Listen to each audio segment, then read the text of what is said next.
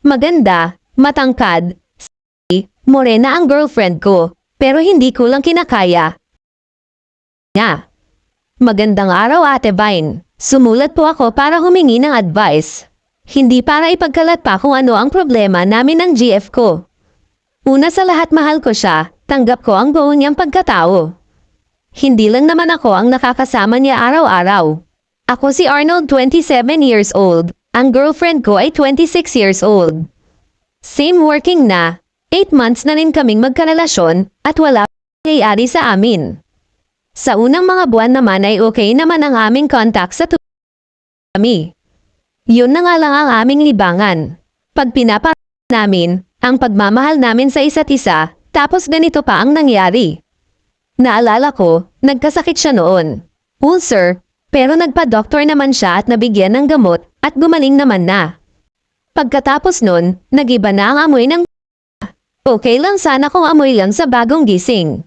Pero kasi, pag nabisite siya sa amin, nakakausap niya ang family ko.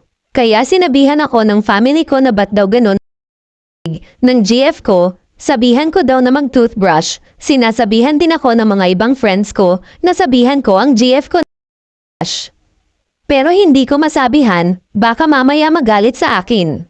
One day, pumasok kami sa grocery store, namili kami. Bumili ako ng mouthwash, isang blue at pink yung kulay ng bote. Bali dalawa ang binili ko.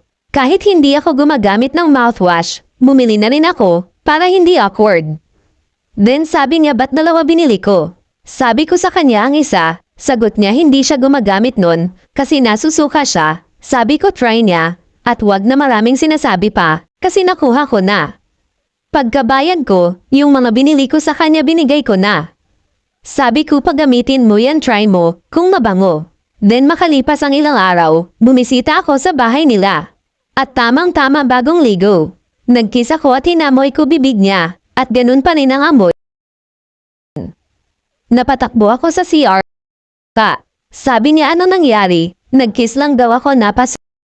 Ako pa raw ang maarte. Kaya sinabi ko na sa kanya, kung ano ang amoy ng bibig niya.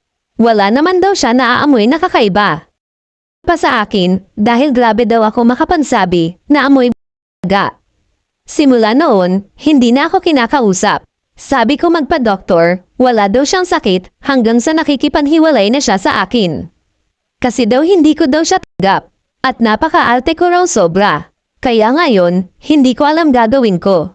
Mahal ko naman siya, malibang sinabi ko sa kanya, ang totoo.